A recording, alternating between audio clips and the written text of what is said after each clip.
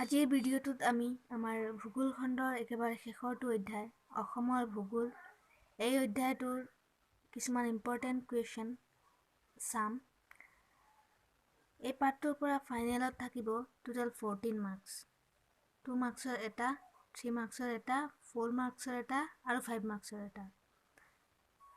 4, 5 আৰু 3 মাৰ্কছৰখিনি মই দেখুৱাই দিম। অসমৰ ভূগোল এই পাঠটিৰ পৰা এইবাৰ মেট্ৰিক এক্সামত 4.2 এই টপিকটো নাথাকে, বাকী তিনিটা থাকিব। আমাৰ এই পাঠটোৰ অনুশীলনীৰ পৰা কেইটামান ইম্পৰ্টেণ্ট কুৱেশ্যন চিলেক্ট কৰিছোঁ, চ' এইখিনি দেখুৱাই দিবলৈ চেষ্টা কৰিম। প্ৰথমতে আছে 1 নম্বৰটো, অসমৰ মাটিকালি, জনসংখ্যা আৰু জনসংখ্যা ঘনত্বৰ বিষয়ে তত্ত্ব সহকাৰে চমুকৈ লিখা। ইয়াৰ পিছত ইম্পৰ্টেণ্ট আছে 6 নম্বৰ, অসমৰ জনসংখ্যা বিতৰণৰ ভিন্নতাৰ কাৰণবোৰ উদাহৰণসহ চমুকৈ আলোচনা কৰা। ইয়াৰ পিছত 7 নম্বৰ, 2011 চনত তথ্যমতে অসমৰ জিলাসমূহৰ ভিতৰত আটাইতকৈ বেছি জনসংখ্যা আৰু জনসংখ্যা ঘনত্ব থকা আৰু আটাইতকৈ কম জনসংখ্যা আৰু জনসংখ্যা ঘনত্ব থকা জিলাৰ নাম উল্লেখ কৰা।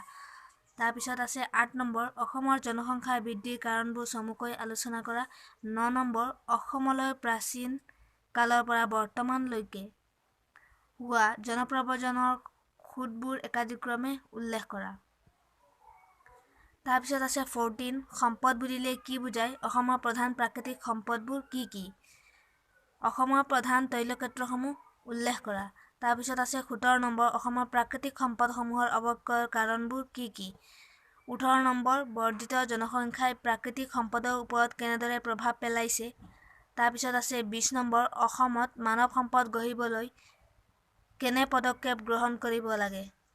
21 নম্বৰ, অসমৰ অৰ্থনীতিত কৃষিখণ্ডৰ ভূমিকা সম্পৰ্কে চমুকৈ লিখা। 23 নম্বৰ, অসমত কি কি ধানৰ খেতি কৰা হয়, এইকেইটাৰ বিষয়ে চমুকৈ লিখা। ইয়াৰ পিছত আছে অসমৰ ঝুম খেতিৰ বিষয়ে চমুকৈ লিখা। এই কুৱেশ্যনটো কেতিয়াবা অলপ বেলেগকৈ আহে। অসমৰ পাহাৰীয়া অঞ্চলৰ কৃষিকাৰ্য সম্পৰ্কে আলোচনা কৰা এনেকৈ অহা দেখা যায়। তাৰপিছত 2014 চনৰ অসমৰ ঔদ্যোগিক আৰু বিনিয়োগ নীতিৰ প্ৰধান লক্ষ্যবোৰ কি কি? তাৰপিছত আছে অসমৰ চাহ উদ্যোগৰ বিষয়ে চমুকৈ লিখা। অসমৰ ঔদ্যোগিক বিকাশ এতিয়াও কিয় মন্থৰ হৈ আছে তাৰ কাৰণসমূহ উল্লেখ কৰা। তাৰপিছত অসমৰ পৰ্যটন উদ্যোগৰ সমস্যাবোৰ উল্লেখ কৰা। ইয়াৰ পিছত এটা কুৱেশ্যন আহে প্ৰায়, এইটো ইয়াত নাই, মই লিখি লৈছোঁ। অসমৰ কৃষিভিত্তিক উদ্যোগসমূহৰ বৰ্ণনা দিয়া। এই কুৱেশ্যন কেইটাৰ উপৰিও এটা কুৱেশ্যন প্ৰায় এক্সামত আহে, এইটো হৈছে অসমৰ মানচিত্ৰ আঁকি কেইখনমান ঠাইৰ নাম দিয়ে, সেই ঠাইখিনি চিনাক্ত কৰিবলৈ আহে।